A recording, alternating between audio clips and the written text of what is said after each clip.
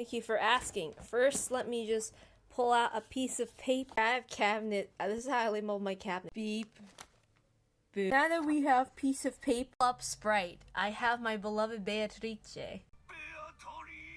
Yeah, don't forget pencil. I forgot. I will show you two ways. So first, I do the head. Sorry if I'm doing it with one hand. It's really hard this way. Ugh.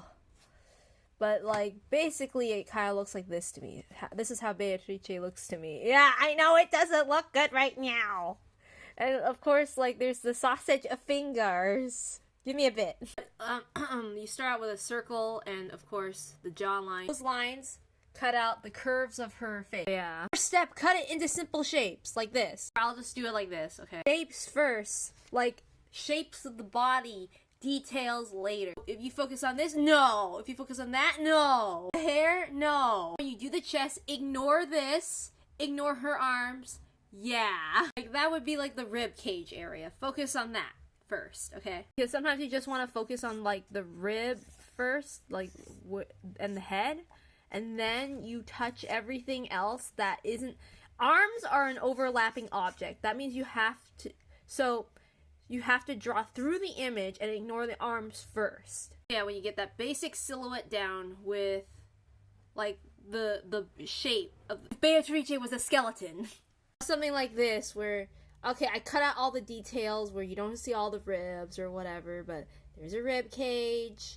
Just try to find the body's landmark. But okay, yeah, that should summarize the first point. How to draw the bodies and stuff. Now the arm. Okay, so this is essentially how I see the arm there. I just look at the joints and kind of just draw it out like that. Because, you know, the arm muscles are kind of...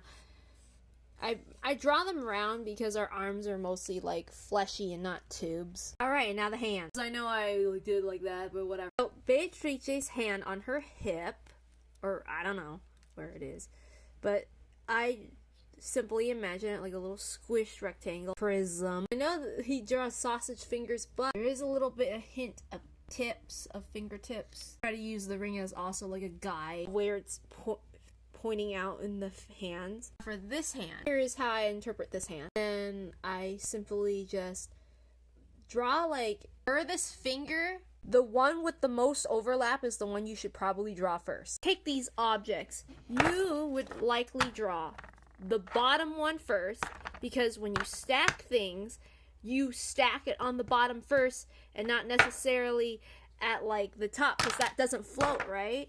So you'd be like 1, 2, 3. Ignore the messy desk. So in this case, the fingers are objects where you stack fingers 1, 2, 3, 4. Don't forget the thumb. Sorry, I can't count and I'm silly. I mean, I wouldn't really apply it to this arm because it's smaller than the rib cage. During the sketch process, you will probably have to draw through the rib cage to put in the second arm. So note, with this arm, you would draw this part first and then the forearm layering on top. Basically, for now, you want to draw it like this. I don't know. I didn't do it perfectly. I'm sorry. For the other body detail. For the chest, right below the ribcage. Goodness, Beatrice's dress just basically kind of tells you where they are. The head with the hair needs to be divided first. Don't ignore all these little squigglies, okay? Now, for now, we will focus on the bangs and the simple parts, maybe this part, and the butt.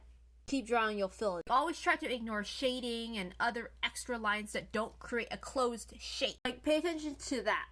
Particularly. After that, you can start adding in details or other things. I wouldn't completely try doing that yet. For the braids, I see it like, I would draw the backmost triangle little thingies, and then you overlap those. Find which is the one being overlapped the most, and that's where you target. I wouldn't draw this one until you get these. I should have emphasize doing these hair parts before this hair overlap. Very same would apply to the rows. It's like they're little triangles as well. Place the eyes, I would say, like, try dividing it into 3 parts, but the ear is a pretty good guide of where you should put the eyes and mouth and nose. You know, kind of like that. So our rule usually applies kind of in real life as well. The upper part, this part. The blushies, but yeah, something like that. And now for the dress. Once again, pay attention to what the basic shapes, like these are basically kind of puffy smush circles, and these are triangles, things like kind of what you already see here. And then you can start applying like details. I would do the easiest ones, like the stripes first that indicate it. Don't do this part. This is pretty hard. I would do that last, along with the frills. Like this would be the second to last step with it, and the frills. And then, so we have the bow. That's when I'd probably start filling in more details and stuff. Like, sorry if it's not super helpful in this sense, but it's kind of just looking at the proportions and all that. I almost forgot about the proportions for Umineko. And get Maria. Maria is about 5 heads tall for a child. 5 and possibly half. It's the first one that popped up, okay? I promise this isn't an episode 2 joke. But I think, like, when you're drawing a style, it's basically the same as any other drawing application rule. Like, obviously, learning the basic shapes and what is of how the artist draws, and then you focus on the smaller secondary details, body, hair, clothes, and then the details of those things. And yeah, I basically apply things like that to everything. So no matter what style, just that's how I see art. Sorry if I didn't explain it well and it's really long-winded. That's my best explanation. Or I could probably explain it better if I didn't feel like, oh my god, I don't have enough time to explain. So I feel extremely more scatterbrained. But yeah, there it is. Thank you.